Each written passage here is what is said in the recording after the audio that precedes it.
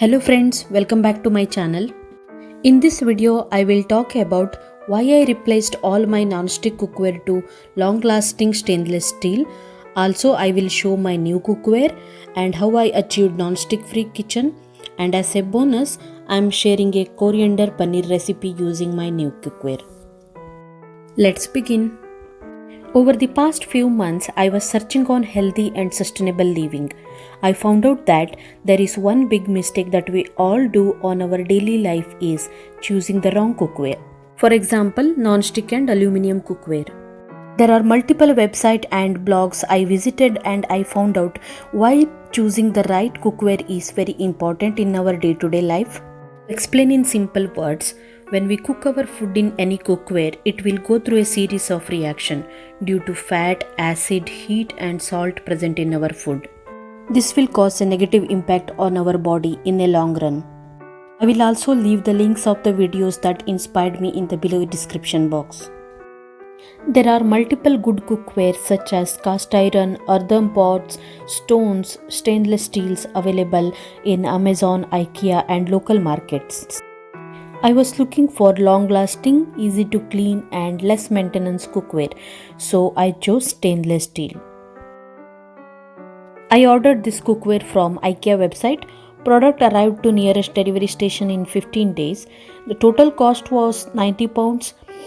It's a bit costly compared to what we get in Indian local market, but it's totally worth the amount as the vessel heats up very quickly, very heavy bottom and food won't stick, and surprisingly it came up with 25 years guarantee.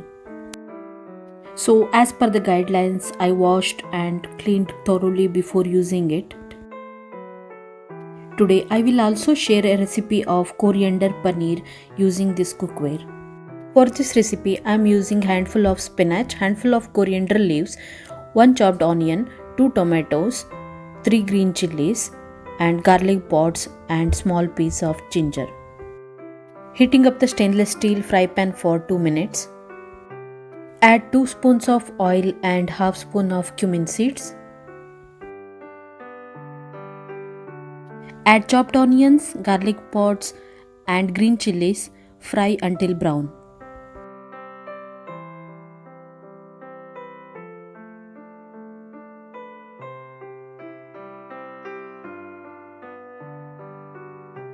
Once the onion slices turned brown, add ginger, tomato, coriander leaves and spinach.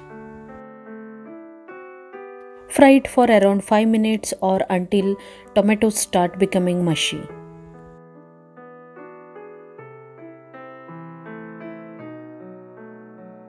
In between, add a spoon of salt. Within 5 minutes, coriander and spinach start shrinking and tomatoes become very smooth.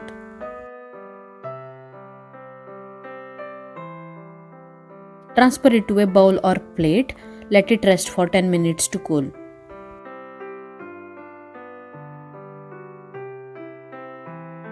Meanwhile, I am taking this 200 gram paneer, removing the plastic wrap, washing it and pat to dry.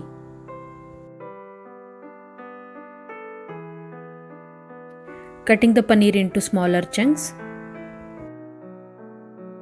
Next step is completely optional. You can fry the paneer as I am showing here, or you can leave the paneer as it is and directly drop into the curry. Using half tablespoon of oil and frying until golden brown.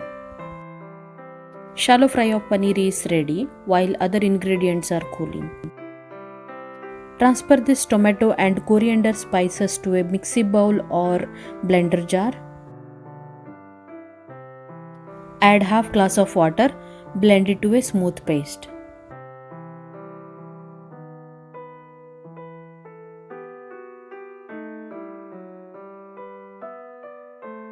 Add a spoon of oil to a frying pan. You can even wash the frying pan if you want to. Add bay leaves, star anise and cardamom pods. Fry it for 1 to 2 minutes. Add pinch of turmeric. Now transfer the coriander tomato paste to this spice mixture.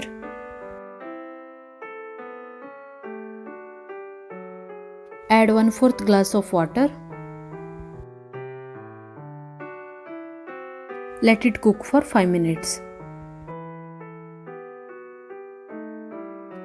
Add the paneer chunks. Mix it gently. Let it cook for another 10 minutes.